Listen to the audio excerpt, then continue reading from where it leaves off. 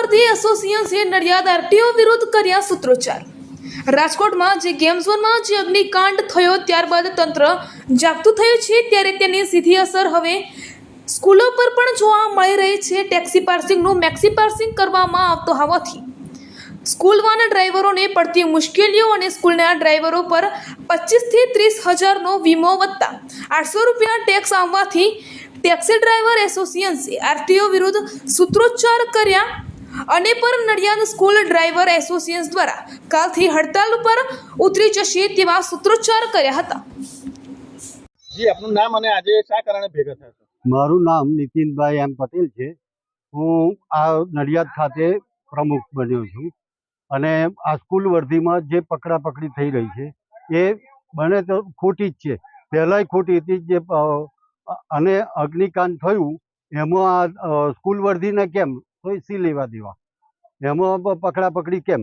એમણે અમને જે પાર્સિંગ આપ્યું છે સ્કૂલ વર્ધીનું, એ સ્કૂલ વર્ધીનું પાર્સિંગ હું પહેલેથી કહેતો આવ્યો છું, અત્યારે પણ જણાવું છું કે ખોટું છે કે એ ટેક્સી મેક્સીનું પાર્સિંગ છે।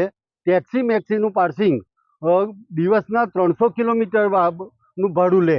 જો અમે 300 કિલોમીટરનું ભાડું લઈશું તો વાલીઓ કઈ જશે? આ વાલીઓને બુદ્ધિ ક્યારે આવશે?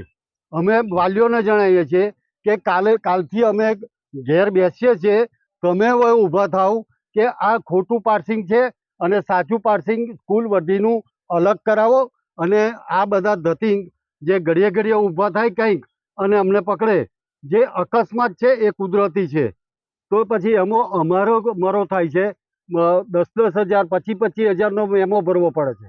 એ ખોટું છે એકદમ। અમે પાર્સિંગ કરવા તૈયાર છે, ટેક્સ ભરવા તૈયાર છે, બધું કરવા તૈયાર છે, પણ એ સ્કૂલ વર્ધી પ્રમાણે નહીં કે ટેક્સી મેક્સી।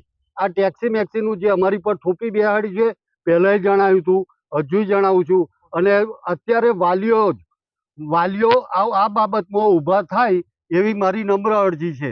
ગમે તે વાલીઓ હોય એ મને કોન્ટેક્ટ કરે, હું તમને સમજણ પાડું કે આ શું છે। બસ મારી આ નમ્ર અરજી છે। અમે કાલથી હડતાલ ઉપર છીએ। જી, આપનું નામ અને આજે શા કારણે અહીં ભેગા થયા છો? મારું નામ મકવાણા સંજય કુમાર બાહુભાઈ છે। હવે આ સ્કૂલ વાનમાં જે પ્રોબ્લેમ છે અત્યારે ચેકિંગનું, એના સોલ્યુશન માટે ભેગા થયા છે। હવે જે ગાડીના કાગળિયા ઓકે હોય, વીમો, પાસિંગ, ટેક્સ, તો એને પરમિટ આપવા માટે એને ટાઈમ આપવો। એક તો ના, તમે તાત્કાલિક પકડી કરો, એને થોડું ટાઈમ આપવો, નહીં તો ચોક્કસ મુદત થશે। કોઈ બધી સ્કૂલો બધા ભેગા થઈ ચોક્કસ મુદતનું એ કરીશું, હડતાલ કરીશું।